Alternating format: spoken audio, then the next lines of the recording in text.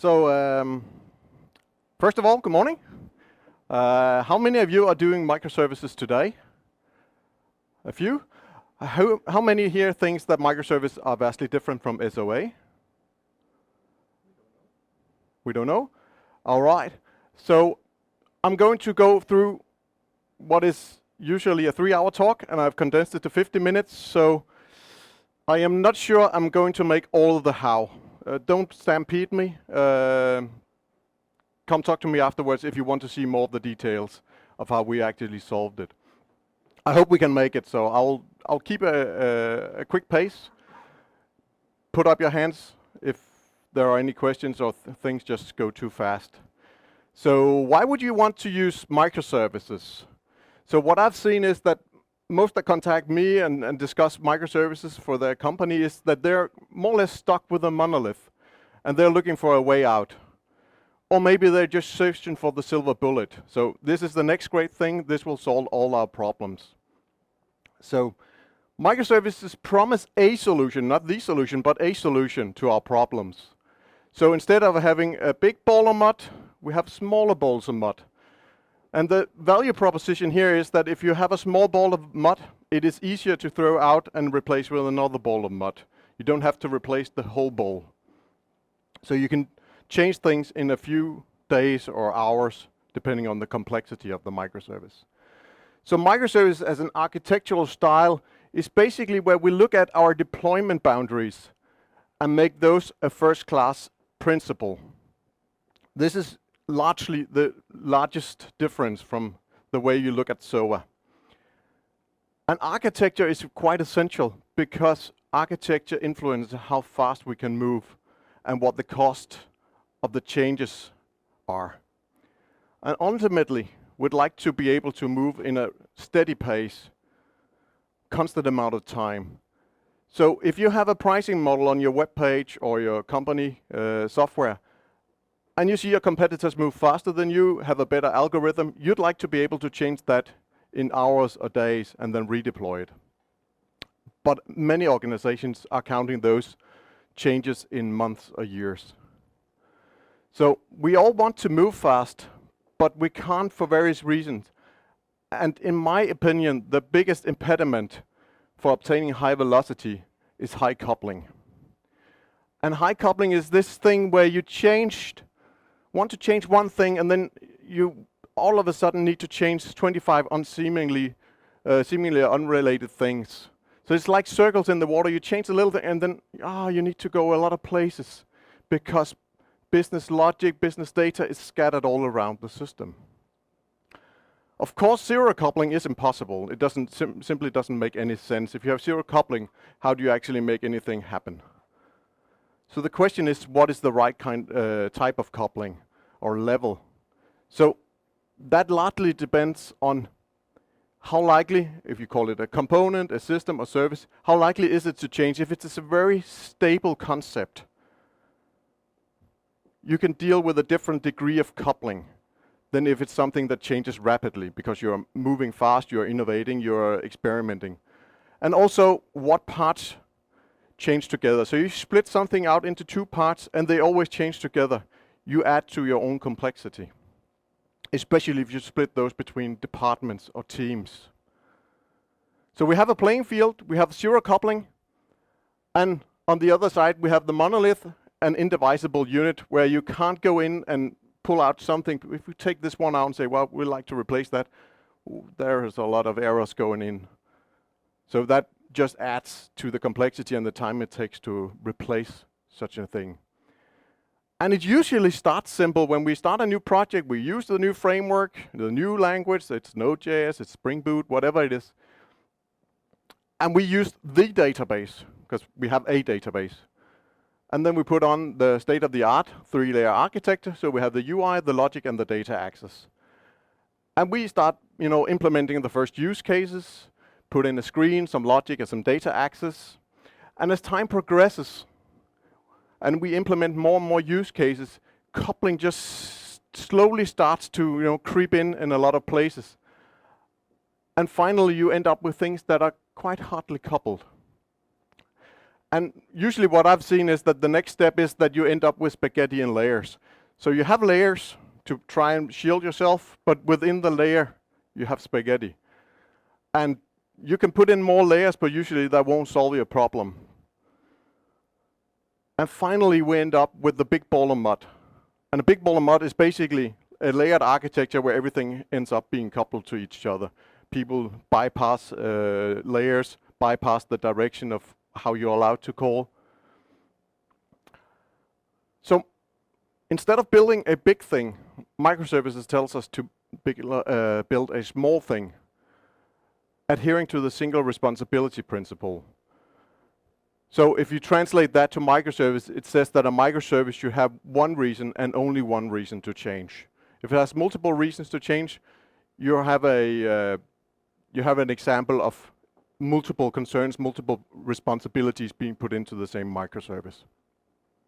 Again, a single responsibility. What is a responsibility? Is that, printing out an invoice, or is it dealing with the entire invoicing? Again, it's a little bit elastic. But there is definitely value in making things smaller. For one thing, it is easier to reason about something in isolation when it's small. And you can see, here's the thing, here's the code. Maybe it's 10 lines of code, maybe it's 100 lines of code. And another thing, it's also easier to somehow replace them, at least because the coupling is explicit. Whereas typically in a monolith, because every part of the code is all often placed in the same project, or projects hosted with the same JVM, it is so easy just, I'll just call that function, or I'll just join with that table, or I just do this query. And then the coupling kind of becomes implicit. So with microservices, we're moving to a point where at least the coupling is explicit. So the question is, how small should a microservice be? Any numbers? Should it be square or round? Small enough? Oh, that's a good one. But not smaller. Yes. Well, I've heard that they should be no larger than 100 lines of code. If you're doing it larger than 100 lines of code, you're not doing microservices. That's why I have a huge screen that is very wide, so I can have long lines. So I keep within the principle. Now someone says, well, 500 lines, that's okay because they're thinking about people that are actually doing Java as well. So no, it should be 10 lines. It should be purely functional, so i.e. it should have no side effect. I don't know how you actually make stuff work in such a system, but it should have no side effect. And then you can ask the question, is that with or without frameworks? If you add Spring, that's 100 million lines of code. So you can only do it in Clojure.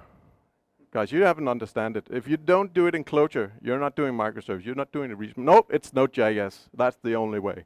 No, you need to use Spring Boot. So there's a lot, discussion about technology again, and all we're, supposed to do in this world is actually solve business problem, not technical problems. We should try to avoid making them for ourselves. And we need to be really careful about size, because if a microservice is good, then by definition a nanoservice should be even better. But I have something even better. Why not one-liner services? And they're there. That's the new thing. It's called serverless.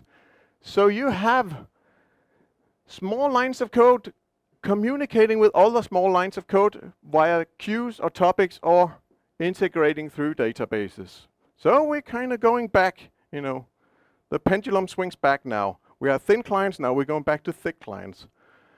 So, yeah. We need to be careful when we go too small, because unless we have a very good reason for building something that's so fine-grained, that we risk that the cost of it outweighs its utility. And there's a really good article about it here, about nanoservices. Because your microservice should be valuable. If it's not valuable, why are you making a microservice? So it must exceed the cost of building and operating it. And if you look at a microservice, a deployable unit, it entails cost for serialization, deserialization, security, communication, maintenance, configuration, deployment, monitoring, and a whole lot of other things. Serverless might make some of these cheaper or easier, but there are still a lot of mechanics going on, a lot of things you need to think about. So if we take our monolith and say, well, we'd like to make microservices, and we take our existing code base, and then we put in REST and JSON in between the different layers, split them up into individual components that then do REST or JSON, some kind of remote communication between them. And still we have the big database at the bottom. We just need to be aware that if we go this path, we're breaking up something big into smaller pieces. And we invariably push the complexity to the interaction with them. So what was previously local calls, like one Java class calling another Java class, is now network calls, remote calls. And also, let's try and zoom a little bit in on the data tier, because we still have one huge database and some microservices that all share the same database. And if we look at them and we say you have the database here with all the microservices, data microservices attached to it, that's kind of like the moons around Jupiter. They're stuck there. They can't move because the gravity pulls them in. So we need to look at how we actually deal with our data, because chances are that if our monolith is messy and coupled, then our database model or data models or domain models are also messy and coupled. And again, it starts simple. You have an order line, and product, and some shipping info, and as you implement more and more use cases, you're not supposed to be able to read this, you add more and more functionality. You just pile it on, and then we make an association, we make a join table. And all of a sudden, we're kind of drowning in this huge model where many of the business rules become implicit. So if this one has this value and this value is here, then you can join with that table. Otherwise, you cannot do that because it's a unipurpose. There's one model to solve all problems, or one model to rule them all. And that went bad. So let's go on a Frodo trip and see how we can solve this problem. Because the mental capacity required to understand a huge domain model is very hard. You really need to keep a lot of things in your mind. It actually, to understand something in isolation, requires you to understand the entire thing together, because everything ends up being coupled to each other. And one of the side effects is that our queries get messy. This is called the query of despair, and this is SQL printed out on what is 5 pages approximately, and there's a bug in it. So happy bug hunting. So I'd like to go back a little bit and look at what can we learn from SOA. SOA had a principle that says services are autonomous. And autonomy means that it is independent, it is self-contained, and as far as possible doesn't directly depend on other services to do its job. And if we looked at our previous slide of our microservices with network in between, they depended a lot on each other, so none of those were actually autonomous. And autonomy basically means, let's say we have a monolith, 3 components, we have a user calling something, i.e. through a UI, that goes to component B, that calls component C and component A. Let's say, well, we'd like to move towards microservice, so we extract out component A into an individual service. But we leave the interaction patterns as they are. Now we have a challenge. Now we're going distributed. So service A might be on a slow or unreliable network. It might be experiencing network congestion. It might be on a different service level agreement than ours, so it might not be available as much. Or it might just be that the system is slow, or the JVM is doing garbage collection, whatever it is. If this one turns out to be slow, the user will experience that the entire system is slow, because we are calling in a serious call here, or serial call. And if this one is down, then you have to accept the fact that you can't do your job up here. So that basically means that this little service can bring all of this down from the perspective of the user. They can't get their use cases through. So There's another thing. If a service is autonomous, it must own its data.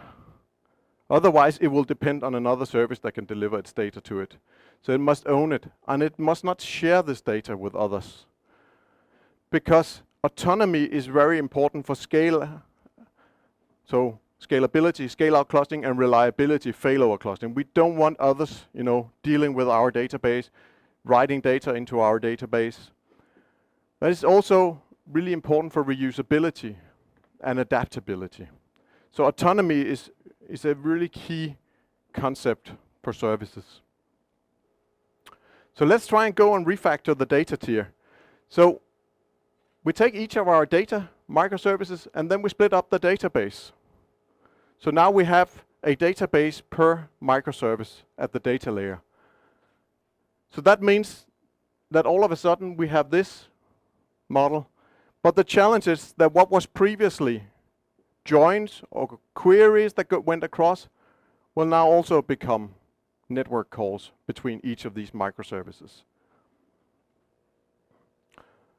If you do this, you're basically building what is known as a distributed monolith, which definitely is an anti-pattern. You're basically taking your problem and then just magnifying the problem. And you're not really doing anything to help yourselves. So we need to look at the way we build these microservices, what is inside of them, how we split responsibility. And we also need to think a little about what is not a service. When does it justify, building a service, something that is deployed individually, that we're calling over the network somehow? So a service that only has functionality and no data, that's called a function. So that is like check if an order is valid, checking that we don't have negative quantities and stuff like that. And if you have a service that only has data, that's called a database. And they already have a really nice API. So we don't need to bubble wrap them with REST or asynchronous messages or anything else. And we really need to be careful not to split the atom. When we separate logic from the data, we are creating tension. Because now you need to coordinate two places. If you go and change the database, you need to go and change the logic. If that is split across teams, networks, deployment, schedules, you have problems. And quite a few say, well, we'd really like to have a data microservice because then we can exchange, a Postgres database for a Mongo. But even though we're perhaps just doing plain old OO programming, we have this really nice pattern called repository or data access object, which can give us the same decoupling. So we don't necessarily need to make it a service, because otherwise we quickly end up back where SOA kind of, detoured, in where we have a function calling a function calling a function calling a database. And we're basically just putting a lot of network in between. So let's try and refactor our microservice. So basically what we're doing is we're saying the data microservice and the logic microservice, we join into one piece because they belong together. So this one owns this database, this one owns this database, and the logic that goes as well. But we still have the challenge of all the cross-service calls. And those are, cross-service relationships. So it's really nice.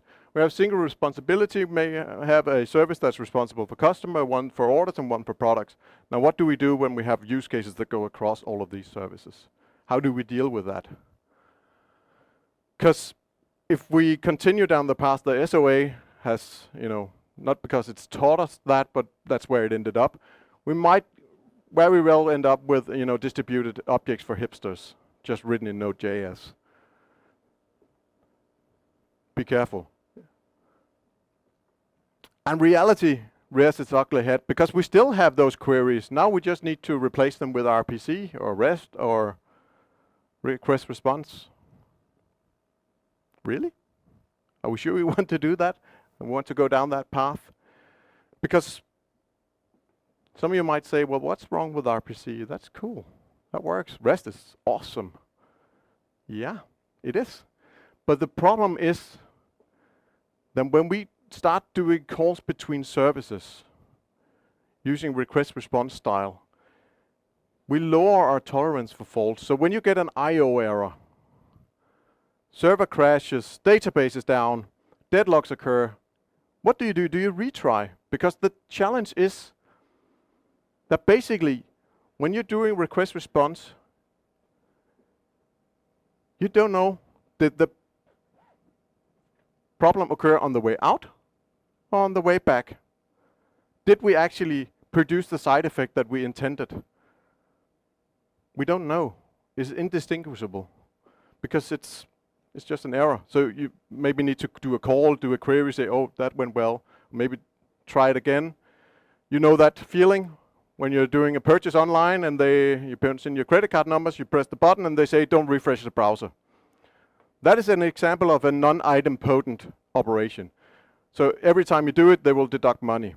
And you need item potency because otherwise you will be processing the same message multiple times with multiple side effects, and you only want the side effect to happen once. And remember, REST isn't magic. So people hear RPC, giggle, smudgily shaking their heads while pounding out REST integrations. There are definitely differences between REST and RPC,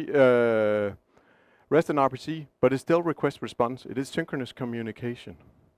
So it still applies to the laws of distributed computing. So how many of you know the 8 fallacies of distributed computing? Okay, so let me walk through them really quickly.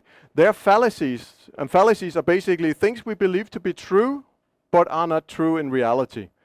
So, and we learn those painstakingly through experience. One of them is that the network is reliable. None of you have ever experienced a network failure or a disconnection from the database because it was not available, or mobile phone connection that was lost. So the network is unreliable. Latency is definitely not zero. Latency is much, much higher than if you do it on a local machine through the bus on the machine. So instead of talking in nanoseconds, you talk in milliseconds. And the further you move client and server from each other, latency becomes a huge problem, depending on how you interact. That's why, LAN replication in clustered environments is one deal. WAN replication, that's a whole different ball game. Bandwidth is infinite. Even a 10 gigabit network has vastly lower throughput and bandwidth than what a modern machine has. The network is secure. I guess everyone can laugh at that now. No silver hats. Topology doesn't change. Well, topology changes all the time. New subnetworks, new firewall rules, whatever it is.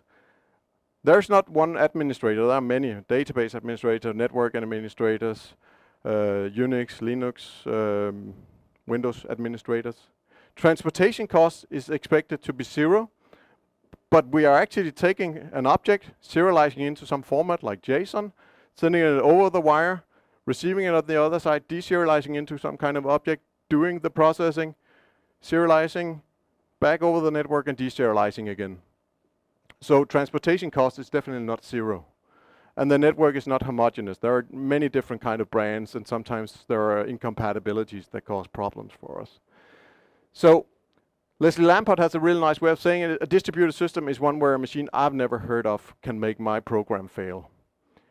So let's have a look at essential complexity of two-way integration when we do it all in one JVM using one shared database, meaning we have a shared transaction between these. So we have a user pressing a button like submit order, goes to the UI down to service B. Service B then calls service C, it orchestrates this, and it calls service A, and then we commit. So we have all the asset properties of a nice database transaction. Either it all goes well or nothing happens. So what if we just take component A, put it into a system, so now we are forced to communicate with it over a network. It has its own database, so now we have 2 transactions. We can either go for distributed transactions, which is slow and doesn't really solve all our problems. So we go to service B, that calls service C, and then we call service A. And then we get this call failed. Maybe we get an error back, too busy. Okay, so this one is clearly too busy. So we'll wait a while, and then we'll try again. And it's still busy. So now we'll wait a little while longer. At the same time, we have a customer sitting up here doing, stupid system, why are you so slow? So we'll call it again. Now we got an IO error. So now we don't know, did the side effect in A happen or not? So did we ask them to deduct the money on the credit card? Or did we not?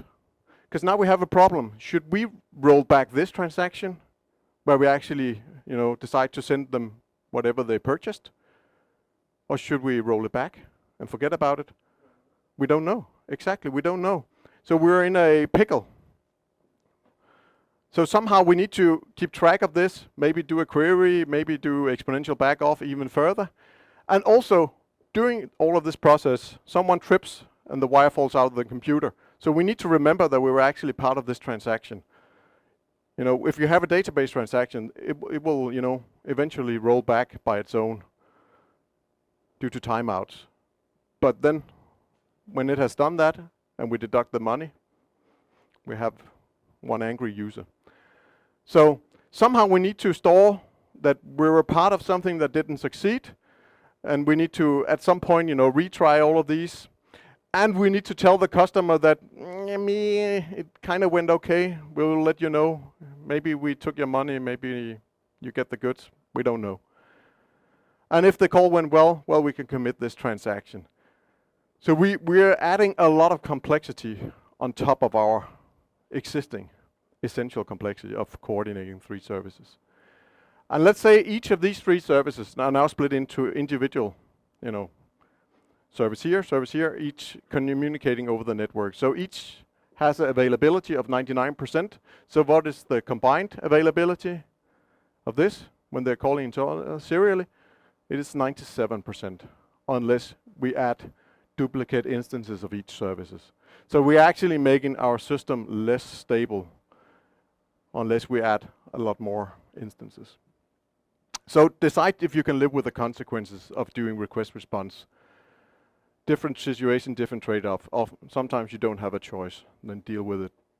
But if you can't design your way out of it, there are simpler ways where you can actually kind of go with the flow. So how can we build services that don't experience these problems, or where the problems are easier to solve when they happen, because problems will happen in a distributed system.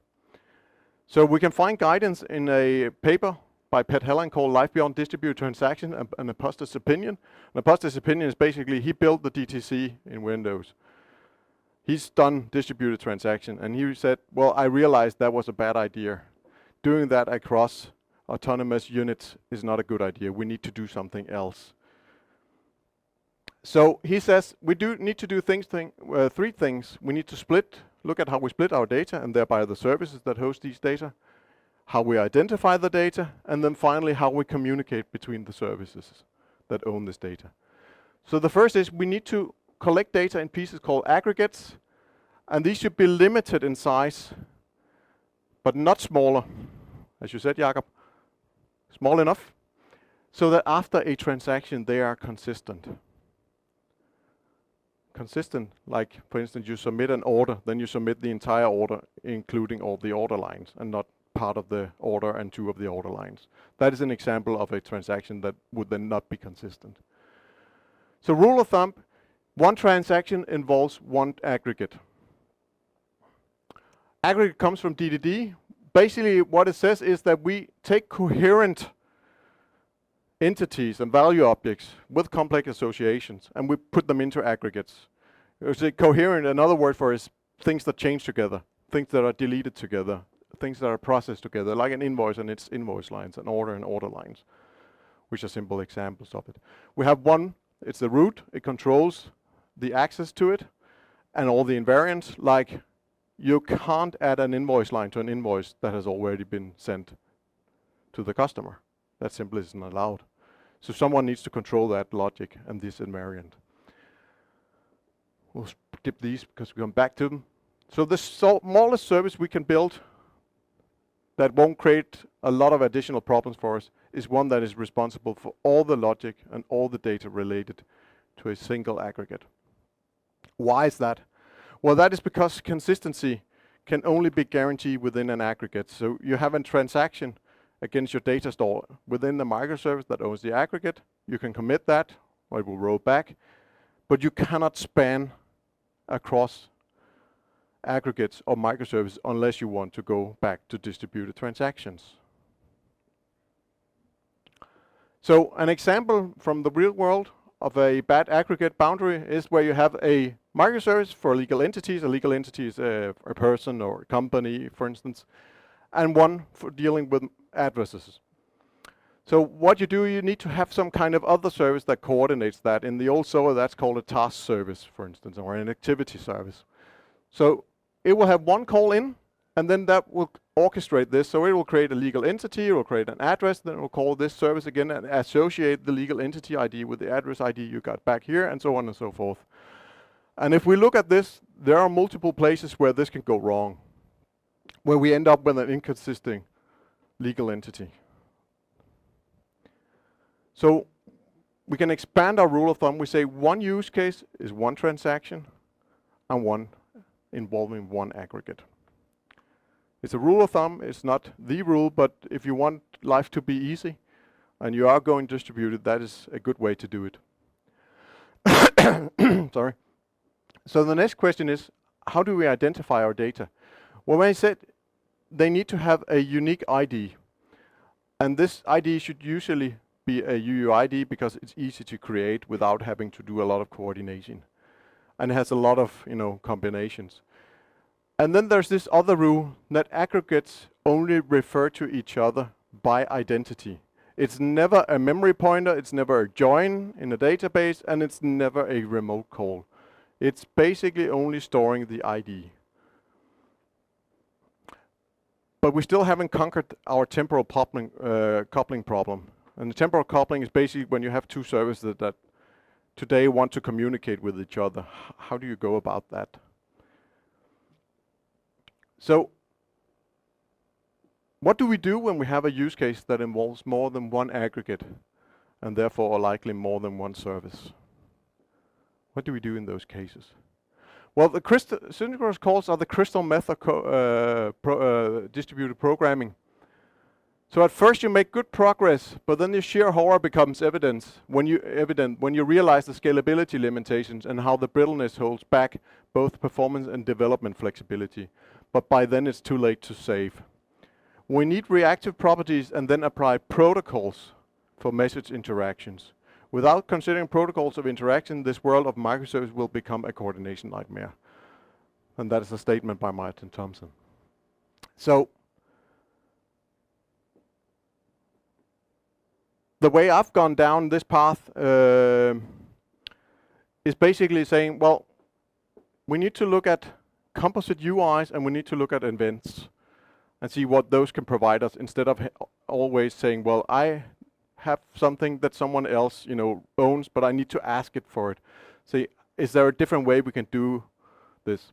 So one of them is the composite UIs, and those deals with most of the use cases where you say, well, I have data needs from multiple services. So I have a screen where I like to present a lot of different information owned by a lot of different services. How can I orchestrate that with low coupling between my services? So a composite UI is a way of building application UIs where each service provides a UI part or a widget that goes into building the whole screen for an application. So we can keep our coupling low and encapsulation high within a microservice. And if you look at it, applications and services, even though we have 3 different applications here and 5 different services all dealing with different business capabilities, you will see that data from these are part of each application. That is because the responsibility or the boundary of a service is smaller than what is relevant in an application. So that also begs the question, who owns the UI? And for a service to be fully autonomous, it must own its own UI. So it has the UI, it has the business logic, and it has the data model. And there's also a similar approach to what I'm describing here, and that's called self-contained systems. It's basically doing the same thing using many of the same words.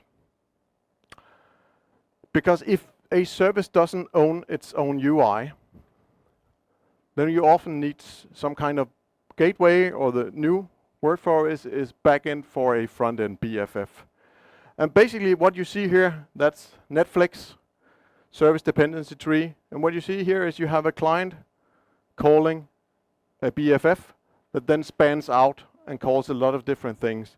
So what they do is that they try to shield each client because it's cumbersome. They can't always deploy a new client whenever they need, because that needs to go through a lot of different vendors, and that can take weeks or months.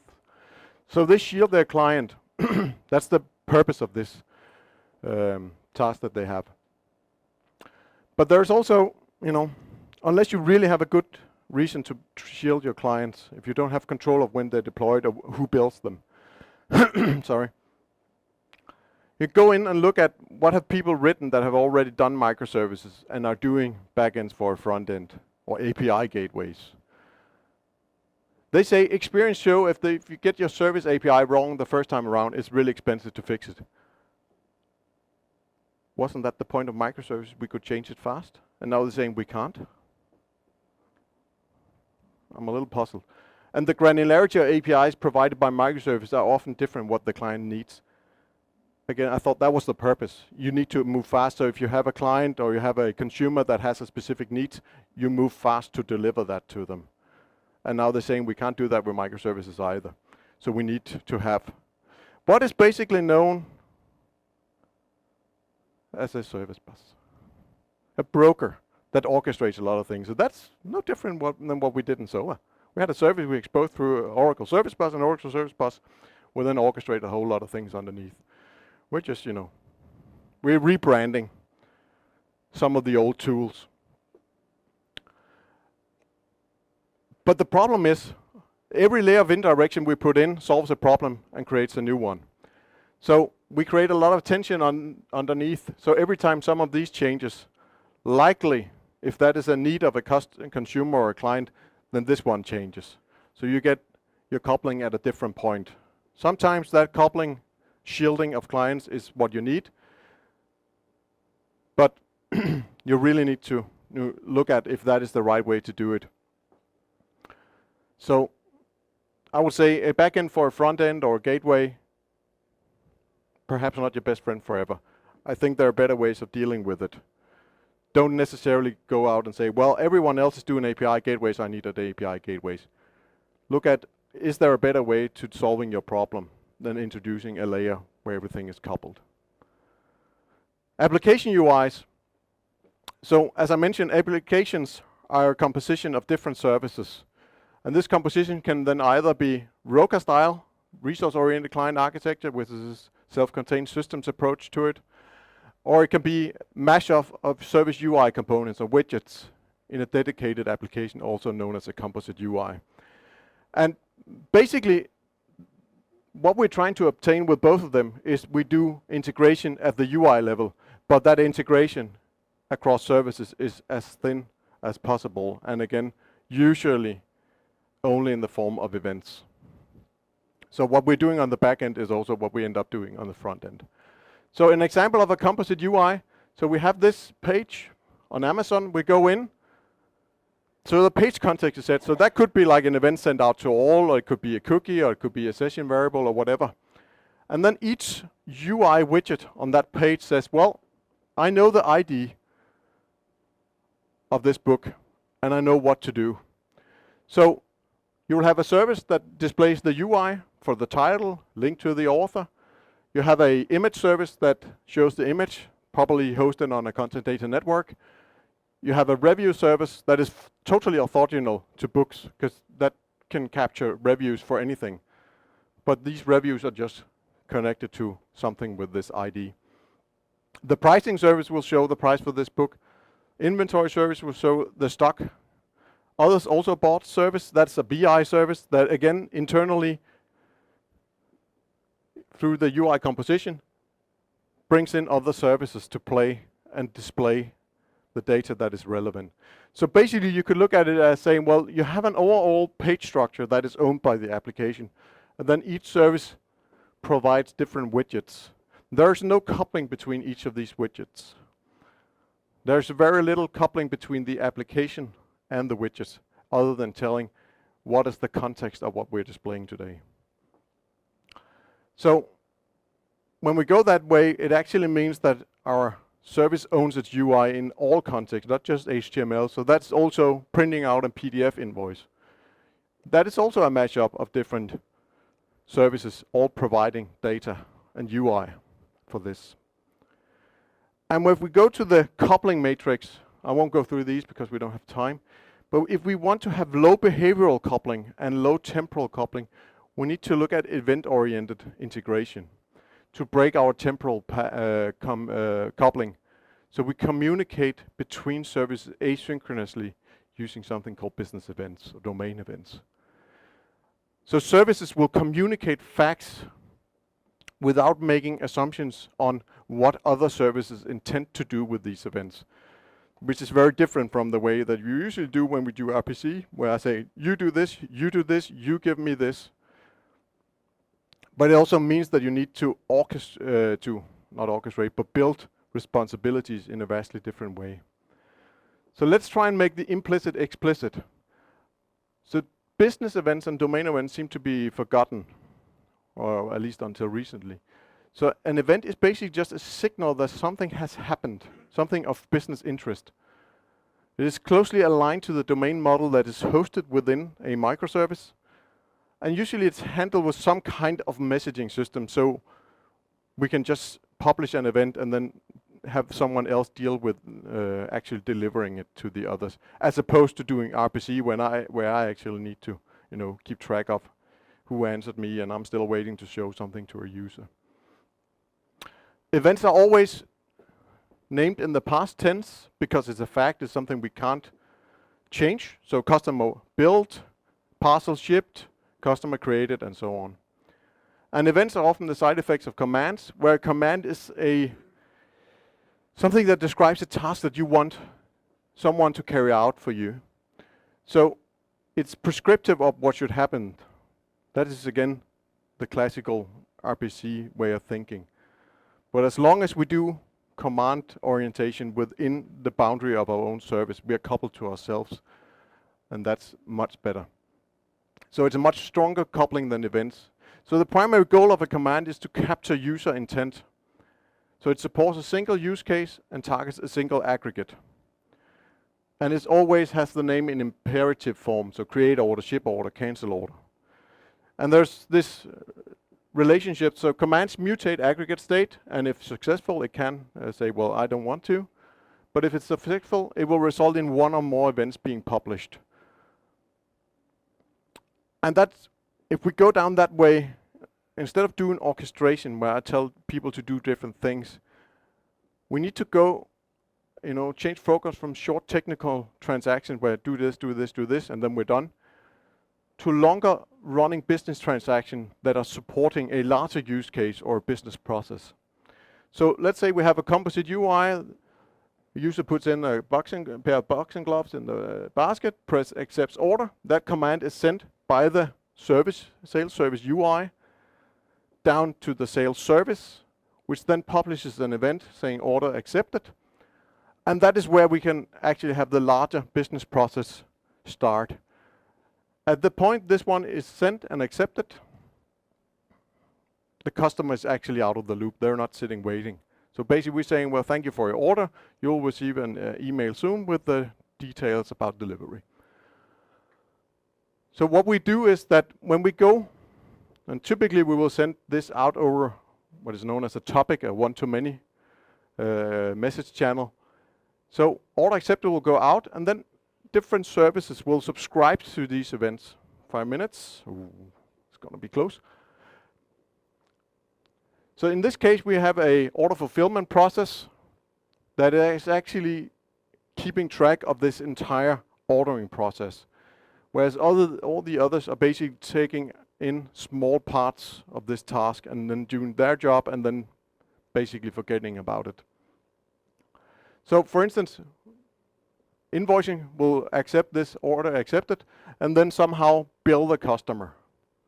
And when they've done that, there might be, you know, a business customer that receives an invoice at the end of the month.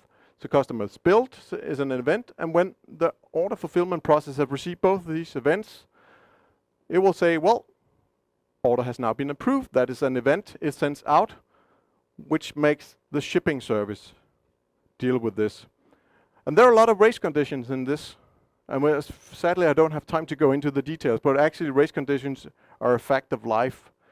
And it's the way we work today. So even though, you know, you're shipping out the goods, he can still, you know, reject his order. And he can always do that.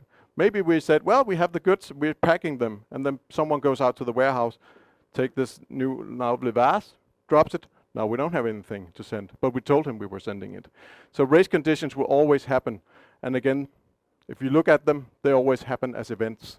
So there will come in a new event saying, well, product backlogged, basically meaning we don't have it. Okay, now a new process or different flow in this process starts. So what this works is as an finished state machine, a workflow, but you can also look at it as an aggregate in our system. It has state, it has business logic, and typically if you look at it, most of the interesting business logic are actually inside these processes. And as I mentioned, this is called choreography, and it's very different from the classical orchestration integrated processes. 3 minutes, so we'll see how far we get. So our approach to services, well, first we go in and say, okay, there are different perspectives of data. So when you take whatever domain you're in, there will be different bounded contexts if you talk DDD or subdomains or business capabilities. So in retail, there are product management, sales, purchase, pricing, inventory. And each of those have different data and different use cases they're interested in that are totally unrelated to the others. So sometimes they might use the same word for a thing, they might use different words but actually mean the same.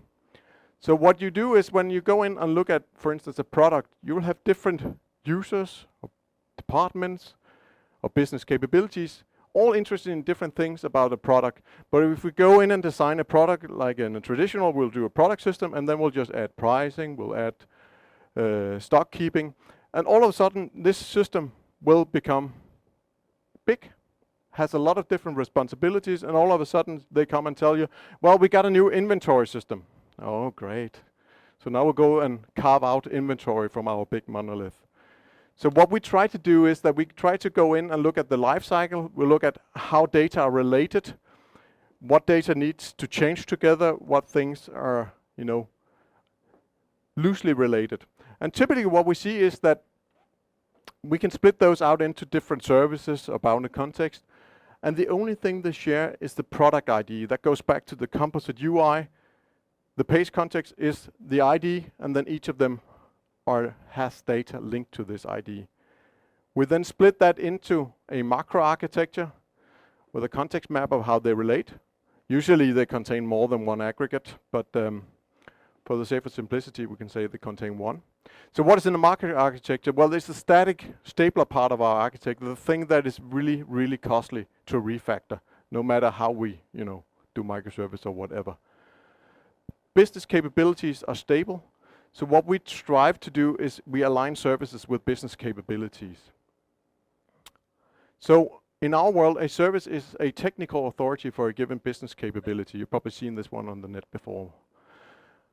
And it's the owner of all the data and business rules that support this business capability everywhere, including in the UI. It forms a single source of truth for that capability, and it gives us business IT alignment. So we can maintain our autonomy encapsulation for that. So within our company, we have these identified business capabilities and these identified applications. And I think it's sadly not time enough to go into the code details. But I'm around, I have my laptop, so if you want to see a little bit of the code,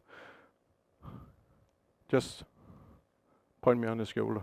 And we also only have 10 minutes before next session, so come up here, have a Q&A if you have anything, grab a coffee, move to the other room if you need. In this room there will be Patrick Channel and Tom Gibson. See you guys. Thank you.